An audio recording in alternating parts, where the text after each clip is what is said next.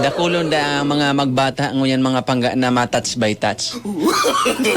No.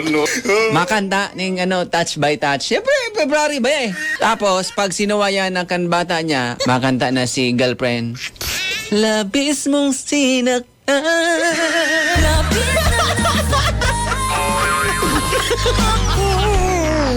Ini ang istorya tungkol mga pangga kipay Goryo, asin kipay Berting, ining mag-amigong ini, dayupot na mag-amigo, asin si pay Goryo mga pangga medyo mahuruhambog, medyo maduros-duros. Sarong beses mga pangga, ang PC ni pay Berting ta medyo naglilipot na. Dahil niya na kayang pasensya ng amigo niyang hambugon, isang maginibo, mga tugang, kumpronta ho. Sarong beses mga pangga, so mag-amigo, nag-beer house day ini.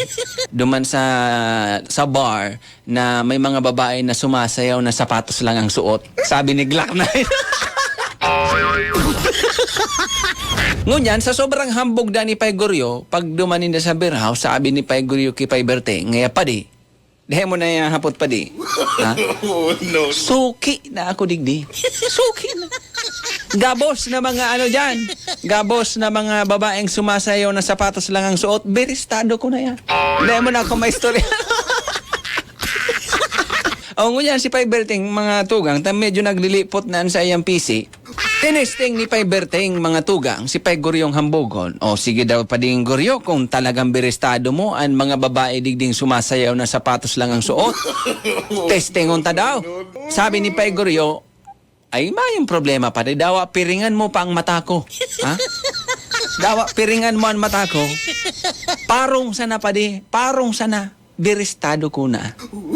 Piniringan da mga tugang si Pay Goryo. Piniringan. Yang duman sa laog kan beer house. Umapod da si Pay Berting nin sarong hostess. Sabi ni Pay Berting, o yan na Pay Goryo, ang primerong hostess. Sige daw, parongon mo kung mahulaan mo kung si Isay.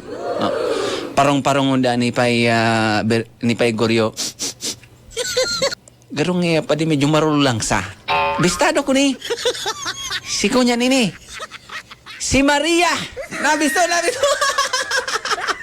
I-believe da mga pangga si Pay Berting. Garong pa di talagang totoo ang hambog mo Nahulaan mo si Maria ito. Parong sana. Sumunod naman da mga pangga. Parong-parongon naman da ni Pay Goryo. Garong pa di an parong pa di garong ko niya na. Garo bagong karigos niya. Garo bistado ko ni. Si kunyan ini, ha? Si Eli. Nabis na si Eli. Ngunyan, si Pay Berting da mga panggat na medyo tuso-tuso man, medyo sweatik man. So pang-apat niyang ipapaparong kay Pay Goryo bako ng suhostes. Ang ginibo da ni Pay Berting, kumuot da si Pay Berting sa lubot niya.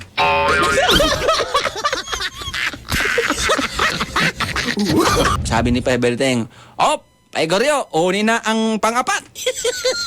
Ulaan mo kung sisay ini." Ipaparong daan ni Pay Berting sulubot niya dumang kay Pay Goryo. Sabi ni Pay Goryo, "Ay, anoan?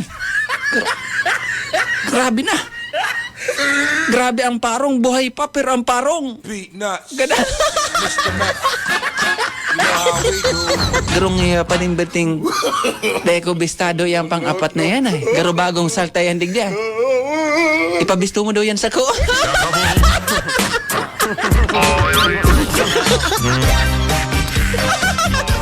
Paano ang mabibisto? Ilubot ito ni Pay Berting. Thank you so much sa nagpadala ka ng istorya sa Facebook. Dahil kung mabasa ang ngaran mo sa Facebook ta ang character kan pangaran mo pang Japanese na na pangaran. Dahil kung mabasa. Thank you. Pagiramdam ini po istorya sa nakat, ang isip, imbento, ano man ang pagkakaparehas sa bagay, lugar, pangyari o pangaran, dahil nanganghulugan na totoo kung may kaparehas. Ini po imbento sa na, dahil po sinasadya. Alright?